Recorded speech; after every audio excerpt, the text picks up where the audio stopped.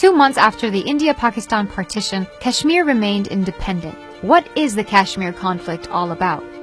In 1947, the countries of India and Pakistan came into existence. The partition decided the fate of millions, as various state rulers had to choose which country they would belong to. But the people of Kashmir faced an uncertain future. Maharaja Hari Singh, the Hindu ruler of Muslim-majority Kashmir, managed to keep the region independent for 2 months. He did this by signing a standstill agreement with Pakistan and sending a similar agreement to India, which favored continuing discussions. But that changed in October 1947 when the Maharaja confiscated armaments from Muslims who were formerly conscripted into the British Army. The weapons were distributed to local Hindu village defense forces, and this provoked an uprising supported by the Pashtun tribesmen from Pakistan. The tribesmen were acting without Pakistani approval. The Maharaja sought military assistance from India, but India's Governor-General contended that it would be dangerous to send troops to a neutral state unless Kashmir first offered to accede to it. To suppress the uprising, the Hindu ruler's army, along with the RSS, the Hindu extremist organization, organized a pogrom against Muslims in Jammu. There is a dispute over the number of Muslims that were massacred and could be anywhere between 20,000 to over 100,000. This massacre was part of a widespread violence in the subcontinent in which reportedly over 20,000 Hindus and Sikhs were also killed. The Hindu ruler signed a temporary arrangement ceding Kashmir to India on October the 26th. Pakistan disputed the Maharaja's accession, claiming that he had no right to sign an agreement with India when a standstill agreement with Pakistan was still in force. On October 27, 1947, Indian troops landed in Kashmir to fight the rebel forces and the Pashtun tribesmen. This led to the First India-Pakistan War.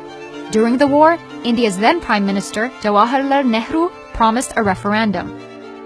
The fate of the state of Jammu and Kashmir is ultimately to be decided by the people. The pledge we have given not only to the people of Kashmir, but also to the world. We will not and cannot back out of it. A little over 2 months later, India referred the dispute to the United Nations. A resolution was passed on August 13, 1948, asking both nations to withdraw their forces. Once that happened, a referendum was to be held, allowing the people of Kashmir to decide their political future. But troops were never withdrawn, and the referendum never happened. On January 1, 1949, a ceasefire was agreed upon, and Kashmir became a disputed territory. The ceasefire line became the de facto border, splitting Kashmir in two.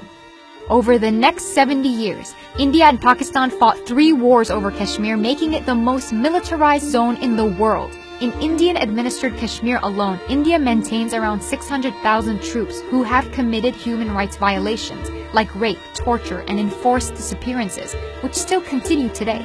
The number of people killed in Kashmir are estimated to be from 50,000 to 100,000. Pakistan also maintained a heavy military presence in the part of Kashmir that it administers. A report by Human Rights Watch describes Pakistan-administered Kashmir as a land of restrictions on political rights and civil liberties. A poll published by think tank Chatham House stated that nearly half of the people living in Indian and Pakistani parts of Kashmir want their disputed state to become an independent country. Will Kashmiris ever get a chance to decide their own fate?